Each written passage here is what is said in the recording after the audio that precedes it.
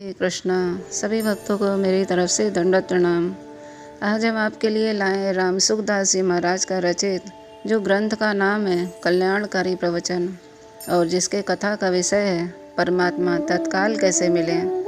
तो आइए हम सब भी श्रवण करते हैं, क्योंकि हम सब के जीवन में भी बहुत ज़रूरी है कि परमात्मा हमें कैसे जल्द से जल्द मिल जाए, कैसे हम उनके हो जाएं। तो आइए हम सब श्रवण करते हैं कि एक श्रोता भक्त राम सुखदास जी महाराज से प्रश्न कर रहा है कि जल्द से जल्द उद्धार कैसे हो। तो स्वामी राम सुखदास जी महाराज बोल रहे हैं, हमारा उद्धार हो जाएगा, यह एक ही लालसा हो जाए तो तत्काल उद्धार हो जाएगा।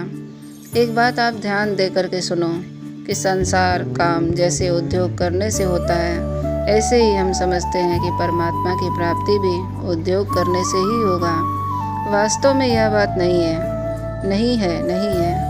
परमात्मा सब देश में, सब काल में, संपूर्ण वस्तुओं में और संपूर्ण व्यक्तियों में, संपूर्ण घटनाओं में, संपूर्ण परिस्थिति में, अतः उनकी प्राप्ति के लिए केवल भीतर की लालसा होनी चाहिए। कारण कि परमात्मा निर्माण करना नहीं है, उनको बदलना भी नहीं है, उनको कहीं से लाना नहीं है। वे तो सब जगह और सब ज्योति में परिपूर्ण है। जहाँ आप कहते हैं कि मैं हूँ, वहाँ भी परमात्मा है, पूरे के पूरे विद्यमान है परमात्मा।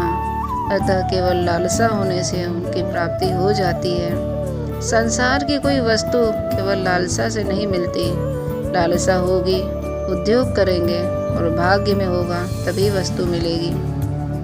जैसे रुपए चाहिए तो रुपयों की लालसा हो, रुपयों के लिए प्रयत्न किया जाए और प्रारब्ध में हो तो रुपए मिलेंगे। अगर प्रारब्ध में न हो तो इच्छा करने पर भी खूब चेष्टा करने के बाद भी रुपये नहीं मिलेंगे। परंतु परमात्मा की प्राप्ति केवल इच्छा से ही हो जाएगी। परमात्मा की प्राप्ति की इच्छा होने पर उद्योग अपने आप होने लगेगा। परंतु परमात्मा प्राप्ति उद्योग के अधीन नहीं है। जो वस्तु उद्योग के अधीन होती है, क्रियाजन्य होती है, वह नाशवान होती है। जिसकी उत्पत्ति होती है उसका विनाश भी हो जाता है। जो साधन से मिलेगा वह उत्पत्ति वाला होगा, और जो उत्पत्ति वाला होगा वह मिट जाएगा, रहेगा ही नहीं। परंतु परमात्मा उत्पन्न तत्व है, अनुत्पन्न तत्व है और सदा ज्यों का त्यों रहता है। अतः उसकी प्राप्ति केवल लालसा से हो जाती है। और केवल परमात्मा की प्राप्ति ही लालसा हो और दूसरी कोई लालसा न हो।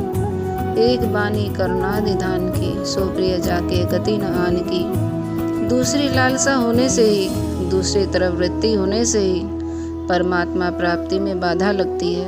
अगर दूसरी लालसा हो तो परमात्मा प्राप्ति में बाधा है ही नहीं, देरी है ही नहीं, दूरी है ही नहीं।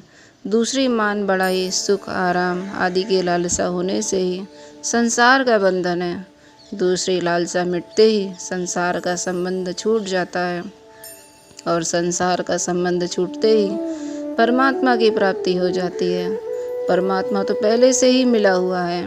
अन्य की जो इच्छा है, चाहना है, वासना है, उसी से संसार के साथ संबंध जुड़ा हुआ है।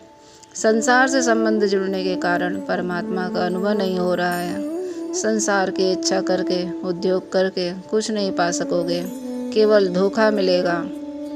परमात्मा प्राप्ति से वंचित रह जाओगे। इसके लिए सिवाय और कुछ नहीं लाभ होगा। समय खाली चला जाएगा, मनुष्य शरीर व्यर्थ चला जाएगा और मिलेगा कुछ भी नहीं, क्योंकि संसार का अभाव है। मनुष्य ने अपने भीतर एक सिद्धांत बैठा लिया है कि जो स्थिति अभी नहीं है वह स्थिति हो जाएगी तो हम अपने बड़ी उन्नति कर लेंगे। यह महान दोष की बात है। पहले धन नहीं था, अब धन हो गया तो वह समझता है कि बड़ा भारी काम कर लिया। लोग कहते हैं कि पहले साधारण आदमी था, अब लखपति करोड़पति बन गया तो बड़ी भारी काम कर लिया। यह मूर्ख था, अब पंडित बन गया तो बड़ा भारी काम कर लिया। इसको पहले कोई जानता नहीं था, अब संसार में इसकी बड़ी प्रसिद्धि हो गई तो बड़ा भारी काम कर लिया। इसका आदर कोई नहीं करता था, सब ठुकराते थे, अब इसका आदर हो गया तो बड़ा काम कर लिया इसने। वास्तव में कुछ नहीं किया, धूल के 2 दाने जितने भी काम नहीं किया है इसने। जो स्थिति पहले नहीं थी, अब वह स्थिति अब हो गई है। हो जाए तो अंत में वह नहीं रहेगी। जो पहले भी नहीं थी और पीछे भी नहीं रहेगी, उसको प्राप्त करना कोई बहादुरी नहीं है। जो सब देश काल आदि में मौजूद है, उस परमात्मा को प्राप्त करना ही बहादुरी है। वह परमात्मा सदा है और रहेगा। वह नहीं, कभी नहीं हो नहीं सकता। आपकी स्थिति परमात्मा में है, संसार में आपकी स्थिति है ही नहीं। आपकी स्थिति तो अटल है और संसार आपके सामने बदलता है। संसार में आपकी स्थिति है ही कहाँ। बालकपन बदला, जवानी बदली, वृद्धावस्था बदला, रोग अवस्था बदली, निरोगी अवस्था बदलता रहा और धनवत्ता बदली, निर्धनता बदली। ये सब बदलते रहे पर आप वहीं के वहीं रह गए। संसार आपके साथ कभी रहा ही नहीं और रह भी नहीं सकता, और आप संसार के साथ कभी रह भी नहीं सकते। ब्रह्मा जी की भी ताकत नहीं है कि वो संसार आपके साथ और आप संसार के साथ रह जाएं। आपकी स्थिति सदा परमात्मा में रहती है। परमात्मा सदा आपके साथ रहते हैं और आप सदा परमात्मा के साथ रहते हैं। अतः परमात्मा की प्राप्ति कठिन है ही नहीं। कठिन तो तब हो जाएगा जब परमात्मा की प्राप्ति के लिए कुछ करना पड़े। जब कुछ करना ही नहीं है तब उसकी प्राप्ति कठिन कैसे है। कठिनता और सुगमता सवाल ही नहीं है। फिर भक्त प्रश्न करता है, बात तो यह ठीक जचती है, पर तो स्वामी जी कहते हैं, ठीक जचती है तो मना कौन करता है। आड़ तो अपने खुद ही लगा रखा है। वास्तव में आपको परमात्मा प्राप्ति की परवाह ही नहीं है, चाहे प्राप्ति हो अथवा ना हो। संत दास संसार में कई गुग्गू कई डोड़, डूबन को शासन नहीं तैरन को कोड। गुग्गू उल्लू को तो दिन में नहीं दिखता और डोड़ एक प्रकार का बड़ा कौवा है को रात में नहीं दिखता, परंतु संसार में ऐसे कई लोग हैं जिनको न दिन में दिखता है और न रात में दिखता है, अर्थात अपने उद्धार की तरफ उनकी दृष्टि कभी नहीं जाती। उनमें न तो अपने डूबने पतन होने की चिंता होती है और न तैरने अपने उद्धार करने का उत्साह होता है। केवल यह लालसा हो जाए कि परमात्मा की प्राप्ति कैसे हो, क्या करूं मैं, कहाँ जाऊं, किससे पूछूं मैं। यह लालसा अगर जोरदार लग जाए तो परमात्मा की प्राप्ति हो गई, क्योंकि यह लालसा लगते ही दूसरी लालसाएं अपने आप खुद ब खुद छूट जाएंगी। जब तक दूसरी सांसारिक लालसाएं रहती हैं तब तक एक अनन्य लालसा नहीं होती। परमात्मा अनन्य है क्योंकि उनके समान कोई दूसरा है ही नहीं और होगा भी नहीं, इसलिए उनकी प्राप्ति की लालसा भी अनन्य होनी चाहिए। फिर भक्त प्रश्न करता है कि परमात्मा की लालसा बनानी पड़ती है कि स्वतः सिद्ध है। तो स्वामी जी कहते हैं, परमात्मा की लालसा स्वतः सिद्ध है। दूसरी लालसाएं आपने बनाई है, अतः उन लालसाओं को छोड़ना है। अभी आप जिन लालसाओं को जानते हो, आज से 50 वर्ष पहले क्या आप क्या जानते थे? जानते ही नहीं थे, इसलिए वे लालसाएं बनावटी हैं। एक क्षण भी कोई लालसा टिकती नहीं है, प्रत्युत बदलती रहती है, मिटती रहती है और आप नई नई लालसा पकड़ते रहते हो। फिर भक्त प्रश्न करता है कि परमात्मा की प्राप्ति अनन्य लालसा के बिना भी परमात्मा प्राप्ति हो सकती है क्या? तो स्वामी जी कहते हैं कि परमात्मा की प्राप्ति अनन्य लालसा के बिना दूसरी लालसा रहते हुए भी उद्योग किया जा सकता है, भजन स्मरण किया जा सकता है, परंतु ये लंबा रास्ता है। इससे तत्काल परमात्मा की प्राप्ति नहीं होगी। 1-2 जन्म, 10 जन्म, पता नहीं कितने जन्म हो जाएं तो हो जाए। दूसरी लालसा रहने से तो हम अटके पड़े हैं, नहीं तो अटकते क्या। सत्संग में लगे हुए हैं, उनमें कुछ न कुछ परमार्थिक लालसा है, परंतु अनन्य लालसा न होने से ही परमात्मा प्राप्ति में देरी हो रही है। वास्तव में देखा जाए तो परमार्थिक लालसा के बिना कोई प्राणी है ही नहीं, परंतु इस बात का पता पशु पक्षियों को नहीं है। जो मनुष्य पशु पक्षियों की तरह जीवन बिता रहे हैं, उनको भी इस बात का पता नहीं है। सभी उस तत्व को चाहते हैं जैसे कोई भी प्राणी मरना चाहता है। क्या कोई प्राणी मरना चाहता है? सभी प्राणी निरंतर रहना चाहते हैं, यही सत्य की चाहना है। कोई अज्ञानी रहना चाहता है क्या? सभी जानना चाहते हैं, यह चित्त की चाहना है। कोई दुखी रहना चाहता है क्या? सभी सुखी रहना चाहते हैं, यह आनंद की चाहना है। इस प्रकार सच्चिद आनंद स्वरूप परमात्मा की चाहना सभी में स्वाभाविक है, इसको कोई मिटा नहीं सकता। दूसरी चाहनाएं जितनी भी ज़्यादा पकड़ी रखी हो उतना ही परमात्मा प्राप्ति में देरी लगेगी। दूसरी चाहनाएं जितनी मिटेंगी उतनी ही जल्दी परमात्मा की प्राप्ति हो जाएगी। सर्वथा चाहना मिटा दो तो तत्काल परमात्मा की प्राप्ति हो जाएगी। जिस प्रकार से राज्य की चाहना होने से ही ध्रुव महाराज को परमात्मा की प्राप्ति में देरी लग गई, इसी चाहना के कारण अंत में उनको पश्चाताप हुआ कि मैंने गलती कर दी। आप जिन चाहनाओं को पूरी करना चाहते हैं उन चाहनाओं को आपको पश्चाताप होगा और रोना भी पड़ेगा। अतः परमात्मा की प्राप्ति में दूसरी लालसा बाधक है। इस बात पर विचार करने से दूसरी लालसा मिट जाएगी। दूसरी लालसा परमात्मा प्राप्ति में बाधा देने की सहायता करती है। इससे लोक परलोक में किसी तरह का किंचन मात्र भी फायदा नहीं है, केवल नुकसान ही नुकसान है, सिवाय और कुछ है ही नहीं। दूसरी लालसा केवल आध्यात्मिक मार्ग में बाधा डालती है ना। अगर इससे कुछ भी फायदा होता तो बताओ कि अमुक लालसा से इतना फायदा हो जाएगा। इसमें कोरा नुकसान है, केवल नुकसान की बात भी नहीं है।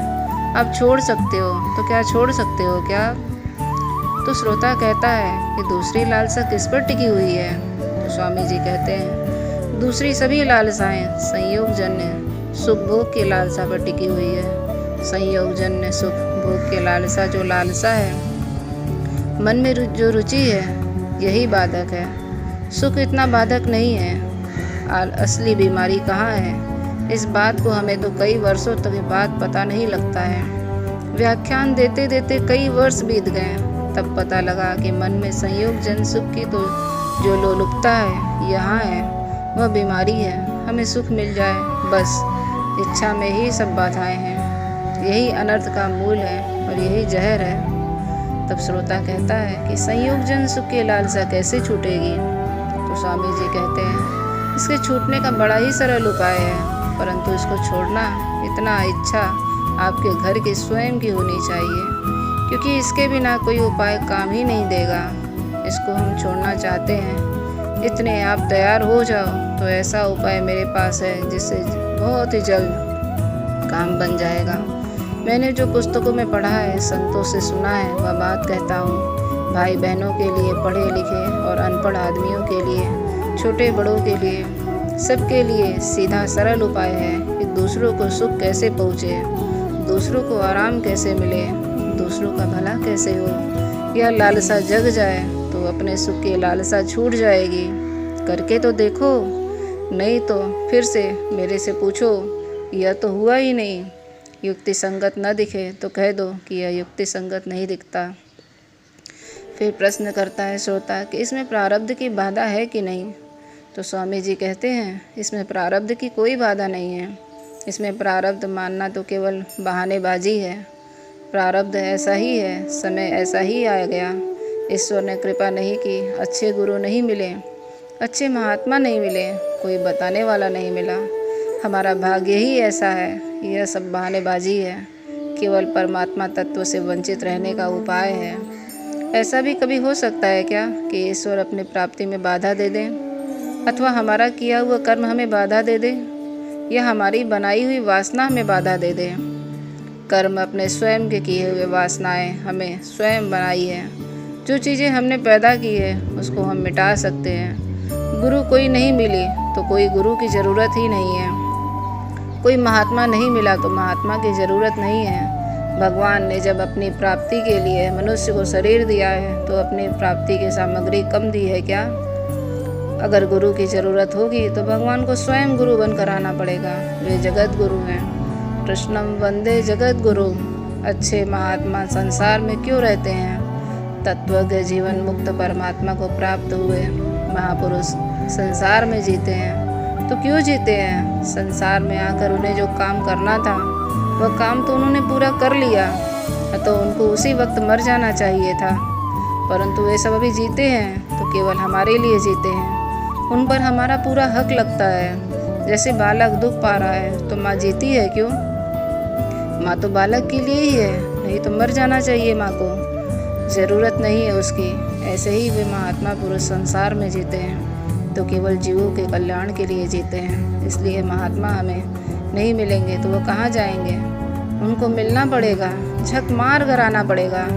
अगर हम सच्चे हृदय से परमात्मा को चाहते हैं तो गुरु की ज़रूरत होने पर गुरु अपने आप आ जाएगा। भगवान गुरु को भेज देंगे। ऐसी कई घटनाएं हुई हैं, यह एकदम सच्ची बात है। इसलिए प्रारब्ध और कर्म कुछ भी बाधक नहीं है। परमात्मा की प्राप्ति एक प्रबल इच्छा हो जाए तो अनंत जन्मों तक के बाद भस्म हो जाएंगे। हरे कृष्ण। कितना सुंदर श्री रामसुखदास जी महाराज का ये प्रवचन है और उनसे श्रोता लोग प्रश्न कर रहे हैं और उन सारे प्रश्नों का हमारे मन में भी कहीं ना कहीं ये सवाल उमड़ता है। तो इसको सुन करके हमारे अंदर के भी कलमश दूर होंगे और हम भी परमात्मा प्राप्ति में आगे बढ़ पाएंगे। हरे कृष्णा।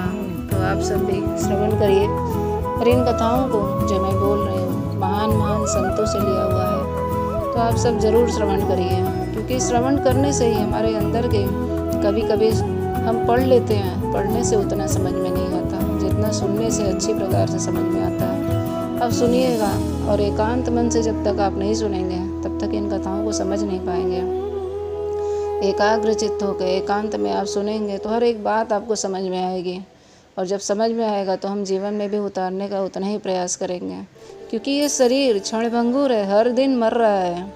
हमारी अवस्था उम्र बढ़ती चली जा रही है, घट नहीं रही है, बढ़ रही है, पर वो देखने के लिए नंबर की तरह बढ़ रही है, पर असल में घटती चली जा रही है। हर दिन हम मर रहे हैं, काल के गाल में हम लोग चले जा रहे हैं। यदि अगर हम अभी भी नहीं रुके तो हमारा अंत तो निश्चित है, और वो अंत बेकार हो जाएगा, ये जीवन व्यर्थ हो जाएगा यदि हम भगवान के काम ना आ सकें, भगवान की भक्ति ना कर सकें। तो इसलिए भगवान का भजन बहुत ज़रूरी है और आप सब भी करिए। हरे कृष्णा। और सदा भगवान का नाम जप करिए, क्योंकि इसके बिना और कलयुग में कहीं कोई उद्धार है ही नहीं। कलयुग केवल नाम आधारा, सुमेर सुबेर नर उतरे ही पारा। हरि बोल। और सदा भगवान का नाम जप करिए। हरे कृष्णा।